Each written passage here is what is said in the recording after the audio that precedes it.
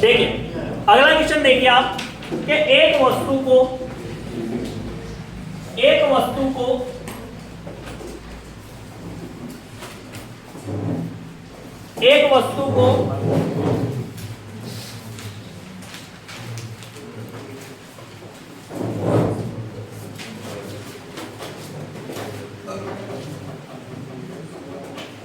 5% हानि पर बेचता है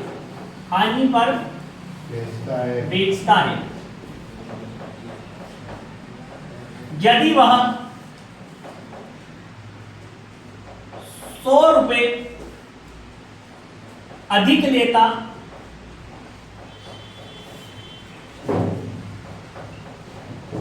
तो उसे 40% का लाभ होता। कितने का लाभ होता? 40% का लाभ होता। तो वस्तु का लागत मूल्य ज्ञात की, वस्तु का लागत मूल्य ज्ञात करो। अभी क्वेश्चन, इसी क्वेश्चन का क्या होगा, थोड़ी टाइम बाद लेवल बढ़ जाएगा। ठीक है, एक वस्तु को 5% हानि पर बेच रहा है, मतलब कितने में बेचा उसने? 95% में बेचता है। कितने में बेचता है? 95%। यदि वह 100 रुपए अधिक लेता, 100 रुपए ज्यादा चाहिए, 100 रुपए ज्यादा चाहिए, तो 40% का लाभ होता। मतलब कितने प्रतिशत में बेच देता वो? 140। ठीक, तो मतलब क्या हुआ कि इन दोनों के बीच का जो अंतर है वो कितना हो गया? 45% हो गया। कितना परसेंट हो गया? 45%। तो 45% बराबर कितना हो गया? 100 रुपए हो गया। कितना हो गया? 100 रुपए। तो 45% बराबर कितना हो गया? 100 रुपए। मुझे क्या याद करना है? लागत मूल्य। लागत मूल्य का मतलब क्या होता है? 100%। तो 1% बराबर कितना हो जाएगा? 100 बटा 45। 100% बराबर कितना हो जाएगा? 100 बटा 45 इंटू 100। 5 से काट लेता हूँ, 5 9 45, 5 दूनी 10, 200 को 20 को 2 से 100 से गुणा करूंगा तो कितना आ जाएगा? 2000 बटा में कितना आ गया? 9। इसे काट लेते हैं, 9 एकम 9, 9 दूनी 18, फिर 2 बच गए 20 हो जाएंगे, 9 दूनी 18, फिर 2 बच जाएंगे, 9 दूनी 18, तो 222.22 रुपए में क्या करेगा वो? खरीदेगा। तो उसका लागत मूल्य कितना आया? 222.22। समझ में आई बात? तो आसानी से वो का वही क्वेश्चन है, उसी क्वेश्चन को हमने क्या किया है? रिपीट किया है। बस यही देखना है, काटने में कभी भी गलती नहीं करनी है। आराम से काटिए, जितना ज्यादा काटोगे उतना ही ज्यादा सीखोगे। ठीक है, एक और क्वेश्चन करके देखते हैं अपन इसी टाइप का।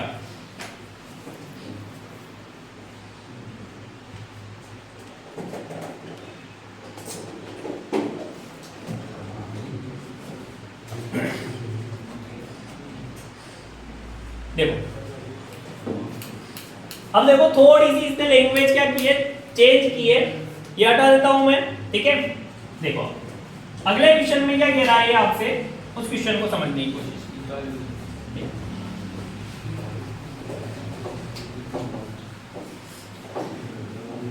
ये एक जैसे आपको बहुत सारे क्वेश्चन हो जाएंगे, फिर उसके बाद में अगली टाइप करेंगे। एक व्यापारी एक वस्तु को 20% लाभ पर बेचता है, 25% लाभ पर बेचा जाता तो 35 रुपए अधिक आमदनी। ये कह रहा है। अब देखो इस हानि की बात नहीं करें, इसने कहा यदि एक व्यापारी, ये सारे जो क्वेश्चन है रेलवे में आए हुए हैं, प्रीवियस ईयर क्वेश्चन है सारे के सारे। यदि एक व्यापारी किसी वस्तु को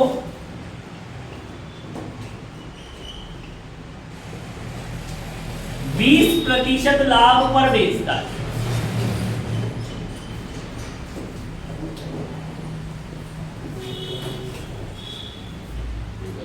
यदि वह 25% लाभ पर बेचता, 25% लाभ पर बेचता, तो 35 रुपए आमदनी अधिक होती। अधिक होता है। तो वस्तु का लागत मूल्य ज्ञात करो। तो वस्तु का लागत मूल्य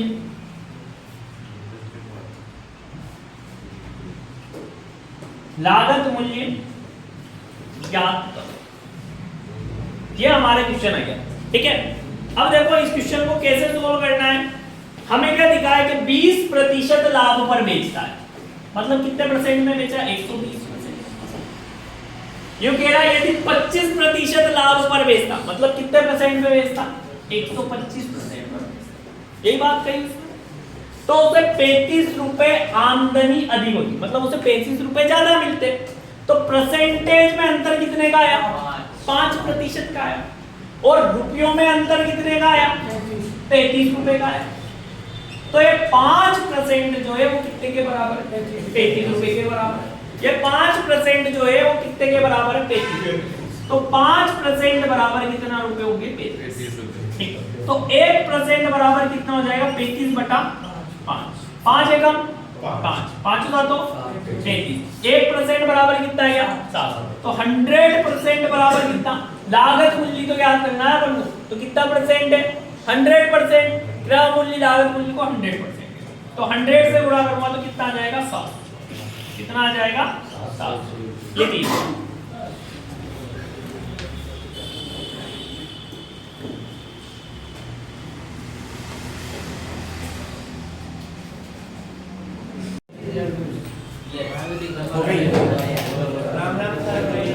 हाँ जी, आज हमारा चौथा लेक्चर है। चौथे लेक्चर में हम लाभ हानि को आगे बढ़ते हैं, ठीक है। तो देखो ये क्वेश्चन हमारे पास में, किसी वस्तु को 5% हानि की जगह 5% लाभ पर बेचा जाता है, तो वस्तु पर 5 रुपए अधिक लेने पड़ते हैं। तो वस्तु का लागत मूल्य ज्ञात करो। तो हमें क्या याद करना है, इसका लागत मूल्य। देखो मेरे बच्चों, इसमें कुछ भी नहीं है। अगर आप इस बात को समझने लग गए कि आपको हानि और लाभ जो है सेलिंग प्राइस, एक टाइप से हानि और लाभ आपको किस टाइप से दिखना चाहिए, सेलिंग प्राइस की तरह दिखना चाहिए। अगर सेलिंग प्राइस की तरह आपको दिख रहे हैं तो आपको प्रॉफिट लॉस आपके दिमाग में बैठना स्टार्ट हो चुका है, ठीक है। यही कह रहा है कि 5% हानि पर बेची गई, मतलब सेलिंग प्राइस कितना है, 5% हानि, मतलब आपने 95% में उसे बेच दिया, ठीक है। की जगह 5% लाभ पर बेचा है, तो मतलब आप कितने में बेचना चाह रहे हो उसे, 105%। आप 95% की जगह कितने परसेंट में बेचना चाह रहे हो, 105। ये लाभ हानि हो रही है तो 100 में से घटा दो, लाभ हो रहा है तो 100 में क्या कर लेना है, हमें जोड़ लेना है, ठीक है।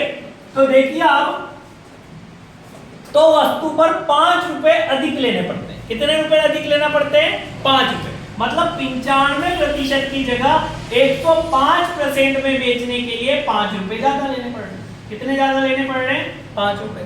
और परसेंटेज में कितना परसेंट ज्यादा हो रहा है, 95 से 105, तो 10% ज्यादा हो रहा है। मतलब ये 10% जो है वो इस 5 रुपए के बराबर हुए कि नहीं हुए। 10% ज्यादा लेना है तो 5 रुपए ज्यादा लेना है, इसका मतलब यही तो हुआ। तो 10% बराबर हमारे कितना रुपए आया, 5 रुपए। हमें क्या ज्ञात करना है, लागत मूल्य ज्ञात करना है। हमने पहली वीडियो में ये बताया था कि लागत मूल्य, क्रय मूल्य, खरीदने वाले मूल्य को क्या कहते हैं अपन, 100% कहते हैं। कितना परसेंट कहते हैं, 100%। मतलब ये हमें क्या याद करना है, 100% याद करना है। तो 10% को 100% करने के लिए 10 से गुणा करना पड़ेगा, तो ये 100% हो जाएगा। तो 5 को भी अपन 10 से गुणा करेंगे तो 10 पंजे कितना आ जाएगा, 50। मतलब इसका लागत मूल्य कितना रुपए है, 50। इसी टाइप से हमारे ये वाला क्वेश्चन है कि एक दुकानदार रेडियो को 12.5% हानि पर बेचता है। कितने में बेचता है, 12.5% हानि पर बेचता है। यदि 51.80 रुपए अधिक में बेचता तो उसे 6% का लाभ होता है। 51.80 रुपए में बेचता तो 6% का क्या होता, लाभ होता। तो बच्चों देखो इसे किस टाइप से करेंगे, एक बात, रेडियो को 12.5% हानि पर बेच रहा है। हानि पर बेच रहा है मतलब 100 में से आप 12.5 को क्या कर लो, घटा लो। यही सिखा रहे हैं अपन। कि हानि का मतलब क्या है, सेलिंग प्राइस निकालना है आपको, और सेलिंग प्राइस निकालने के लिए हम क्या करते हैं, हानि हो रही है तो 100 में से घटा लो, पहले 12 घटाओ, 100 में से 12 जाएंगे तो 88.5, अब कटा लो तो 87.5 में बेच रहा, मतलब 87.5% में पहले वो बेच रहा था। अब क्या कह रहा है वो, 51.80 रुपए अधिक लेता है, ये 51.80 रुपए ज्यादा ले लिए उसने, ठीक। तो उसे क्या हो रहा है, तो उसे 6% का लाभ होता है। अब लाभ को हम क्या करते हैं, 100 में जोड़ लेते हैं, मतलब कितने प्रतिशत में बेचा उसने, 106%। कितने में बेचा, 106%। अब आप ये देखिए कि प्रतिशत में अंतर कितना है, 12.5 ये था, 6 ये रहा, 12.5 और 6 कितना हुआ, 18.5, देखो 18.5 हो गया, 18.5% हो गया, ये बात समझ में आई। प्रतिशत में अंतर मेरे 18.5% का है, और रुपयों में अंतर मेरे कितने का है, 51.80 का है। मतलब प्रतिशत में जो अंतर है उसे रुपयों में अंतर के क्या कर देंगे बेटा, अपन बराबर कर देंगे। तो 18.5% बराबर कितना हो गया, 51.80 हो गया, ठीक है ना। 1% निकाल लो यहां से आप, तो 51.80 बटा कितना आ जाएगा, 18.5,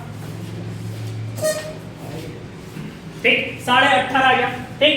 इसकी पॉइंट हटाएंगे तो देखो इसमें एक डिजिट के बाद पॉइंट है, तो यहाँ पे क्या आ जाएगा, और इसमें कितने डिजिट के बाद पॉइंट है, 2 डिजिट के बाद है, तो अगर मैं इंटू लगा के 2 डिजिट के बाद की पॉइंट हटाऊंगा तो कितना आ जाएगा, तो इसमें एक डिजिट के बाद पॉइंट है, इसे हटाऊंगा तो ऊपर कितना आ जाएगा, 10। ये बात समझ में आती है हमारे, ठीक। इस 1 0 से 1 0 कटेगी, इस 1 0 से 1 0 कटेगी, ठीक है ना। तो 1% बराबर कितना आ गया हमारे, 518 बटा 185, कितना आ गया 1% बराबर, इधर निकाल दो, 1% बराबर कितना आ गया, 518 बटा 185। मुझे कितना परसेंट याद करना है, क्रय मूल्य याद करना है। क्रय मूल्य का मतलब कितना परसेंट होता है, 100% होता है, तो 100% याद करने के लिए 100% से गुणा कर दो, 518 बटा 185 इंटू में कितना आ गया बेटा, 100 आ गया, ठीक है।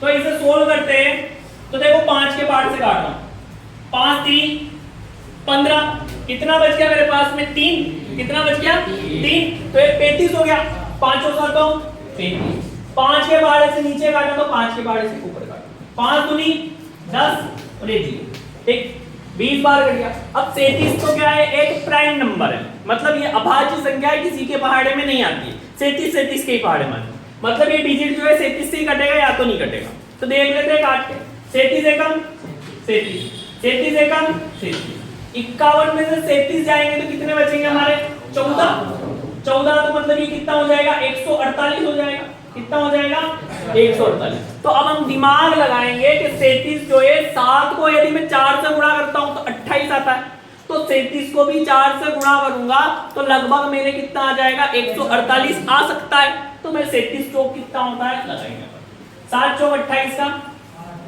8 हासिल लगे, 2 4 3 12 और 2 14, तो 37 चौक कितना हो गया 148। तो ये कितनी बार कट गया मेरे, 14 बार कट गया, 14 को 2 से गुणा करूंगा, 14 दूना 28, तो ये कितना आ गया 280, और 0 वैसे ही वैसे है, तो 100% बराबर मेरे कितना मूल्य आ गया 280 रुपए। ये आपको दिमाग लगाना पड़ेगा, वहां पर जो क्वेश्चन आता है परीक्षा में वो मैक्सिमम टाइम वो क्या होता है, पूरी टाइम कट जाता है, ठीक है ना। तो आप डायरेक्टली भी कट जाए तो भी हो जाता आपका, ठीक है, लिख लीजिए आप एक